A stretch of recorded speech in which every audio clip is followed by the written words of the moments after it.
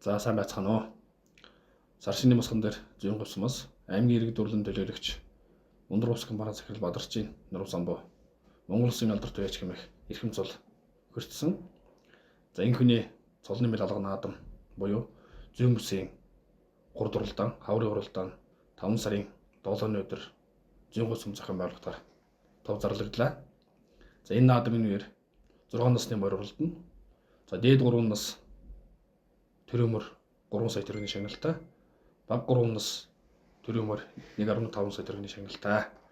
За морины уралдааныг тойргаар уралдуулна. За 5 сарын 6 буюу урд өдөр нь бол морины бүртгэлийг утсаар бүртгэж 5 цаг хүртэл бүртгэнэ. Өглөө 5 сарын 7-ны өглөө 8 цагт азаргын уралдаанаар морины уралдаан эхэлнэ. За мөн Гүшид Улс аймгийн алдарт цолтой 64 бүхэн барилдан болно. За төрөө бүхийн шагнал 3 сая төгрөг. За миний нэгээр Улаанбаатар хотоос урлаг соёлын баг ирж наадамчин зон олонд урлагийн тоглолт оройн цэнгэн зохион байгуулнаа.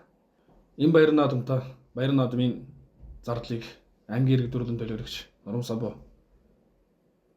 100% гаргаж байгаа учраас энд бүх моринд ямар нэгэн хоромж төлбөр авахгүй.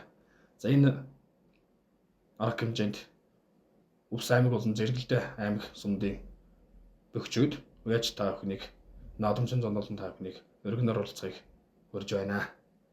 За энэхүү баяр наадамтай холбоотой мэдээллийг баяр наадмыг зохион байгуулах салбар комиссийн дарга Мигмаржав 99-26-04-46 морин уралдаан зохион байгуулах салбар комиссийн дарга Цайлан Намсан 96-45-30-80 дугаараас холбогдож тодруулах боломжтой.